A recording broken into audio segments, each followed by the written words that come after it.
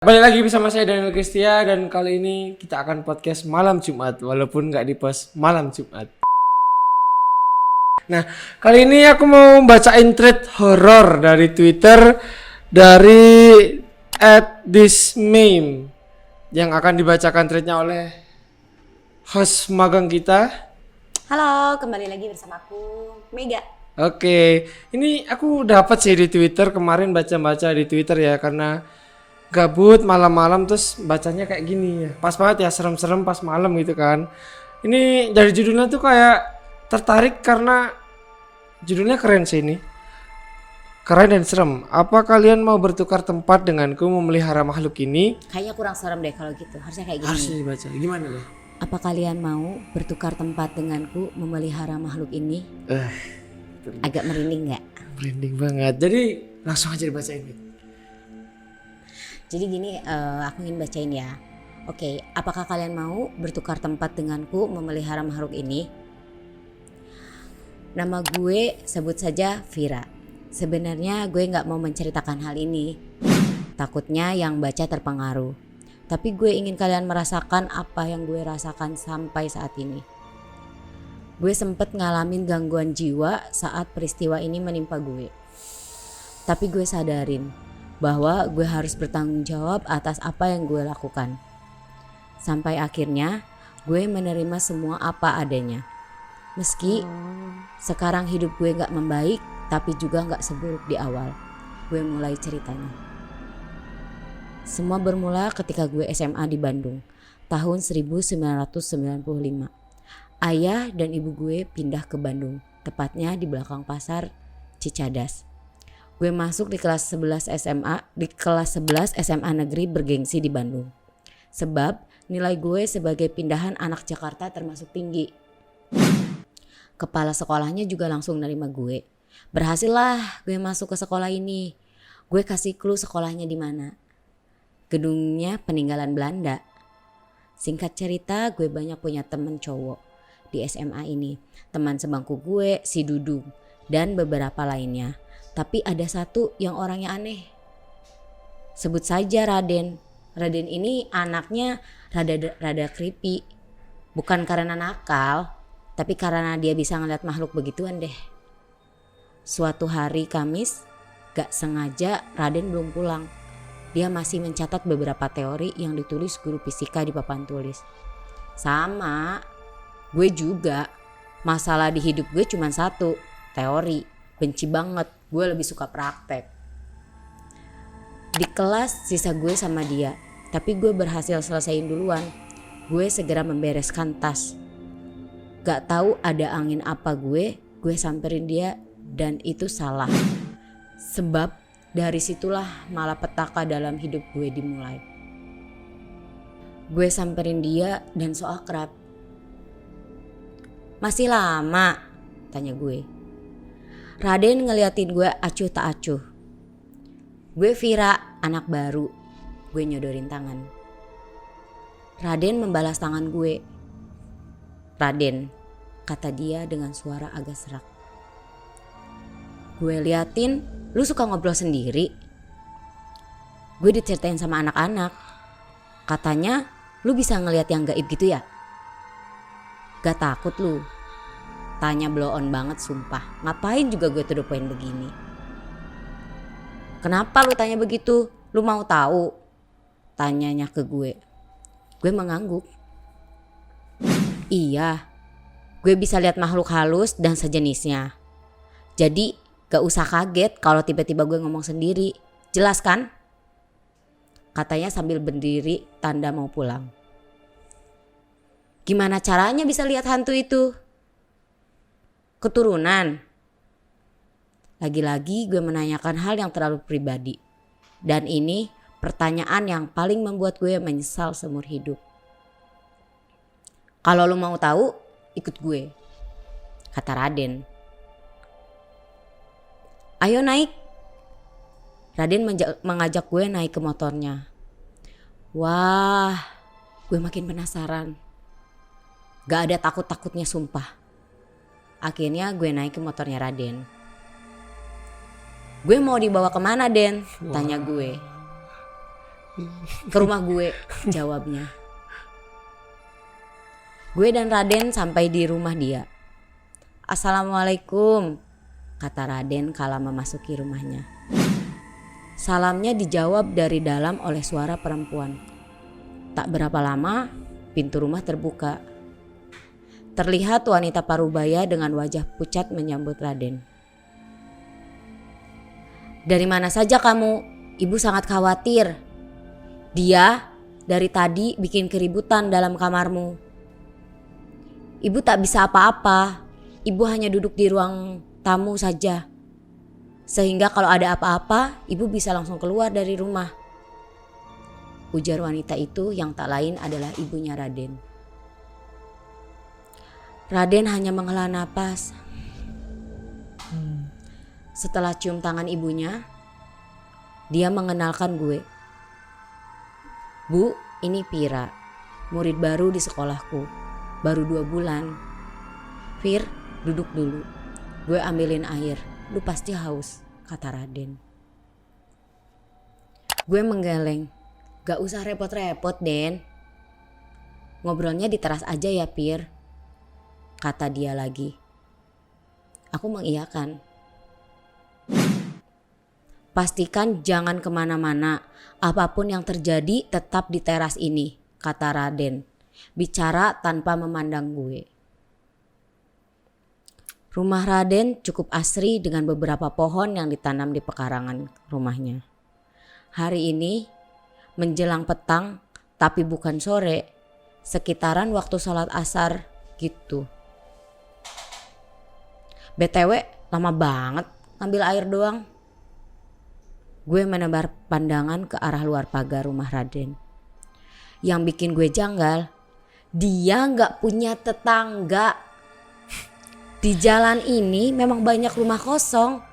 Tapi gue gak nyangka sisi kanan kiri rumah Raden cuman rumah tua yang udah lama banget ditinggal. Kusam meski bangunan masih berdiri. Sayup-sayup gue mendengar suara mic sedang dipersiapkan. Azan asar pun berkumandang dari masjid yang tak terlihat oleh jarak pandang gue. Allahu Akbar, Allahu Akbar. Mendadak gue mendengar raungan dari dalam rumah Raden. Suaranya serak namun menggelegar. Persis di konser-konser musik metal. Tapi yang pasti gue tahu ini bukan suara Raden. Lebih ke suara perempuan. Ibunya. Astaga, kenapa Ibu Raden? Gue mematung. Jantung gue berdebar kencang. Apa yang terjadi di dalam rumah? Gue semakin penasaran. Tapi gue harus bisa menahan rasa itu ketimbang sesuatu terjadi sama diri gue. Orang di dalam berteriak sepanjang azan. Saat azan selesai pula teriakannya. Sumpah aneh. Rumah itu mendadak hening. Sekitarnya juga hening. Bercampur udara Bandung yang semakin dingin. Meski matahari masih ada, gue merasakan kegelapan mulai menyergap. Mata gue awas berjaga-jaga. Sekiranya ada yang aneh, gue bakal lari, bodo amat.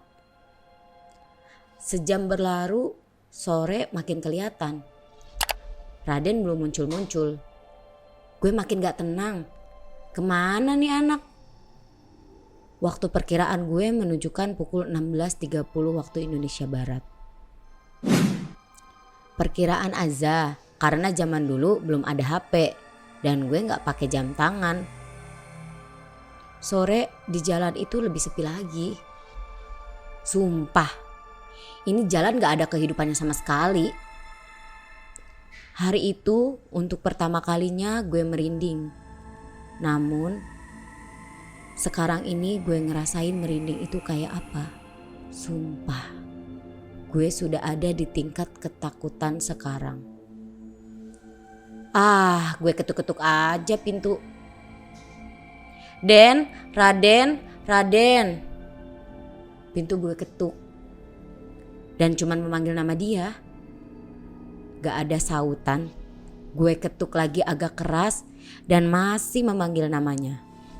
Agak keras juga, tetap gak ada yang menyahut atau keluar. Akhirnya gue gak tahan. Raden, gue mau pulang, terserah. Lu mau marah apa enggak sama gue? Yang jelas ini udah sore, nyokap gue pasti nyariin gue. Kata gue agak kenceng biar kedengeran. Masih gak ada jawaban juga. Bodo amat lah. Gue pulang duluan ya, Den. Melangkah ke arah pagar rumah Raden. Gue buka pagar itu perlahan. Bunyinya,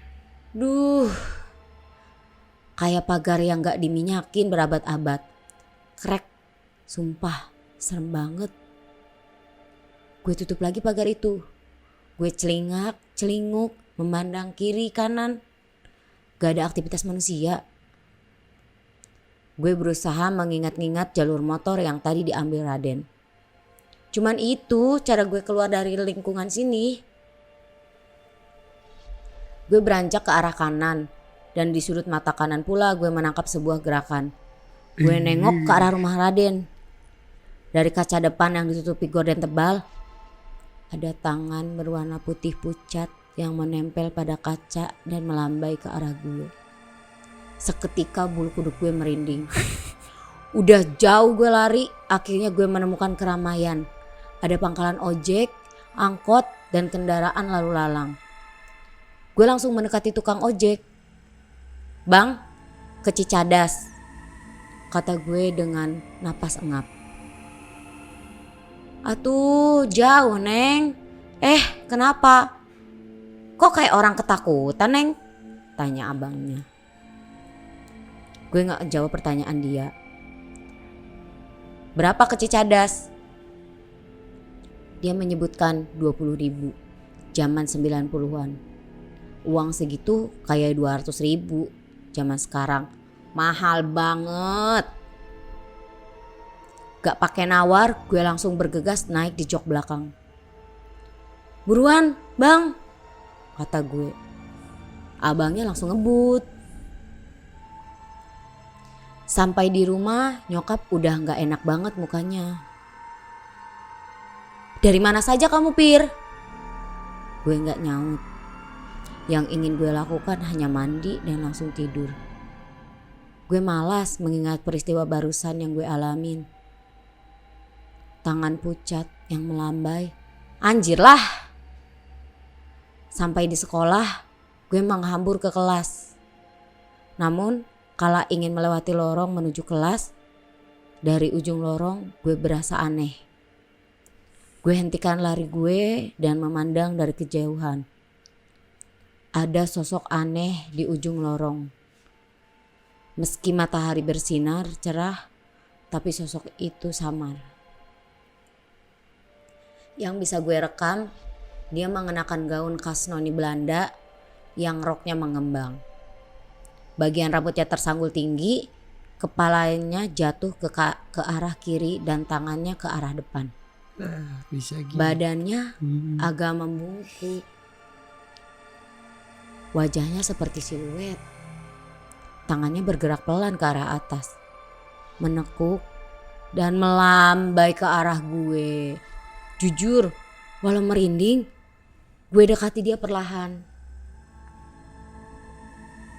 Lagian lorong itu satu-satunya jalan masuk ke kelas gue. Dekat, semakin dekat, beberapa langkah lagi. Semoga gue bisa melihat wajahnya. Dan, kamu ngapain? Udah telat, jalan pelan-pelan. Takut dihukum. Sana masuk kelas, ujar guru BP, Pak Agus yang sumpah mengejutkan gue. Auto pandangan gue ke dia. Setelah itu gue balik menghadap arah lorong dan yes, wanita noni Belanda itu gak ada. Gue pandangin lagi Pak Agus. Kayaknya ketakutan gue terbaca sama dia.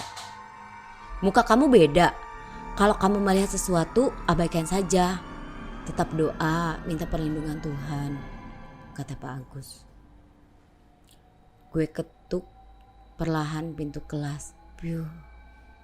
Untung pas pelajaran biologi Pak Hanif orangnya ramah. Pak Hanif tersenyum ngeliat gue yang keringetan. Dipersilahkan gue duduk. Anak-anak pada ngeliatin gue. 2 orang. Iren dan Hani. Bisik-bisik sambil ngeliatin gue dengan tatapan aneh. Gue melihat ke arah bangku Raden. Kosong. Kemana ya tuh anak? Hati gue bertanya-tanya. Gue bolak-balik nengok ke bangku Raden. Si Dudung, teman sebangku gue, sampai merasa terganggu. Kenapa lu Pir? Dari tadi gue lihat gelisah, kata Dudung. Si Raden kemana? Gak paham deh, emang kenapa? Cie, naksir. Dudung menggoda gue. Segala naksir. Enggak Dung, perasaan gue gak enak aja, jawab gue. Emang kenapa sih? Ada apaan? Kali ini Dudung ikutan serius. Tiba-tiba, itu ngapain Dudung sama Vira ngobrol? Kalau mau ngobrol keluar sana. Di sini teman-temannya mau pada belajar, kata Bu Subrika, guru BP yang lagi keliling kelas. Tenang tapi tegas.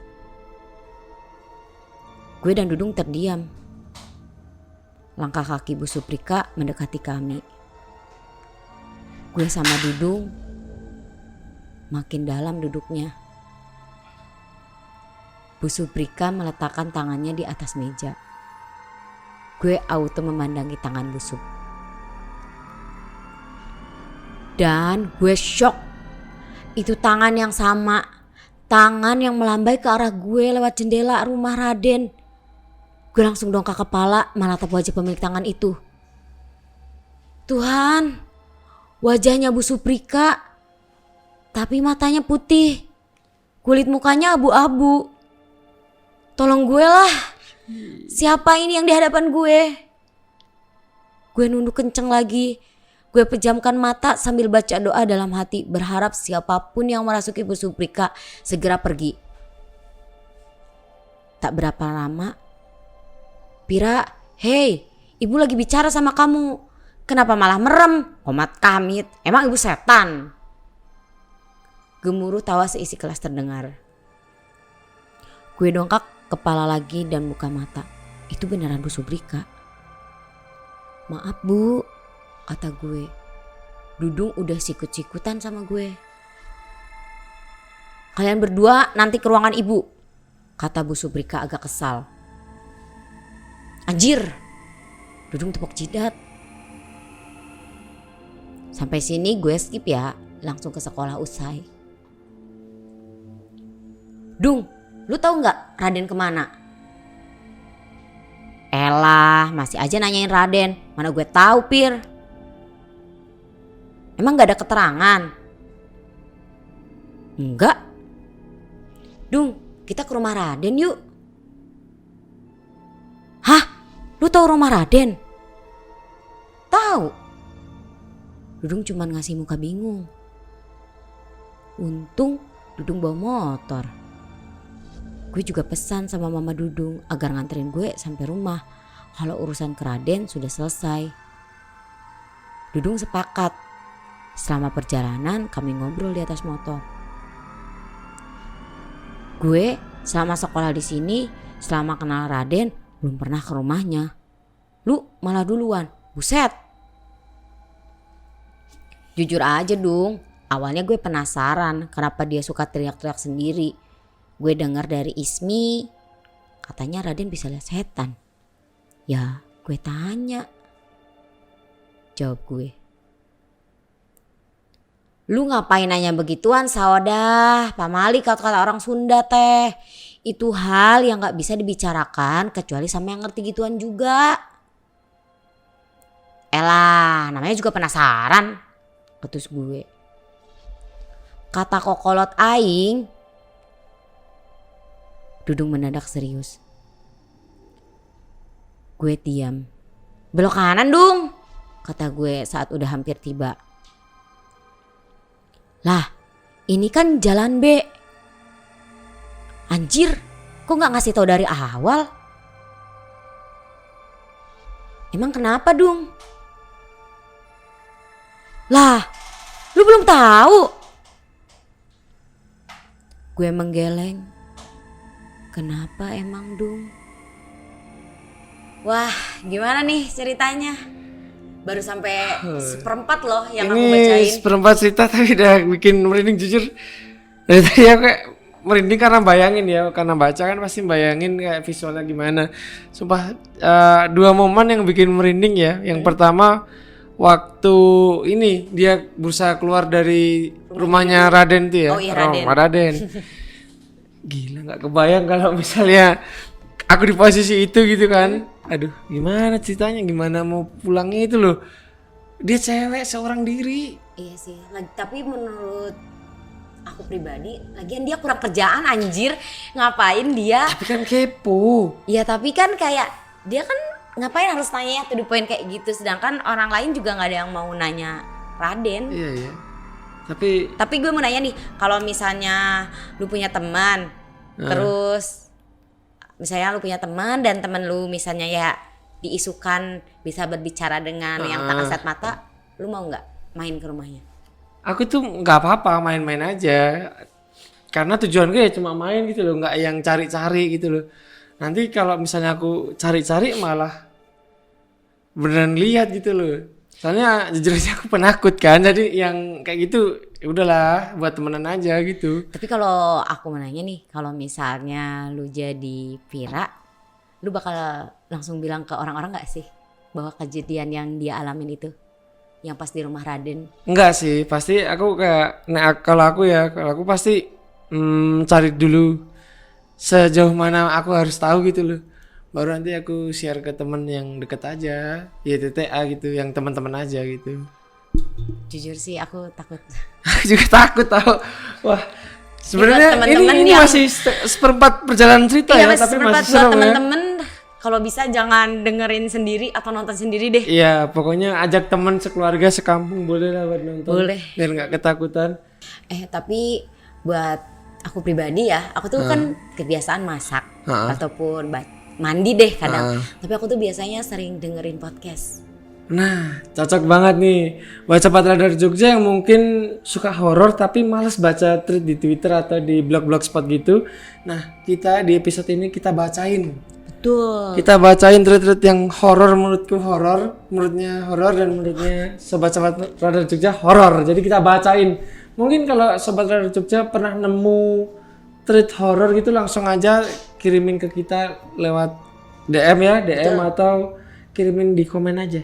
Atau misalnya Sobat Radar juga sendiri punya kisah horor, boleh banget langsung diceritain kita. Dan nanti aku bacain. Jangan lupa untuk subscribe, like dan komen di Radar Jogja Podcast, Radar Jogja Channel, dan follow semua sosial media Radar Jogja. Tunggu dulu. Apalagi? Ini karena belum selesai. Jadi buat Sobat Radar Jogja tetap nonton ya ke part 2-nya. Betul. Ini kira-kira Vira sama Dudung gimana? Selamat gak ya? Kan dia udah jalan ke yang angker ya. Betul. Dan aku penasaran karena beneran aku pun belum baca. Jadi aku baca bareng sama kalian. Mendengarkan. Kita baca bareng ya. Siap. Oke. See you di part 2. Bye-bye.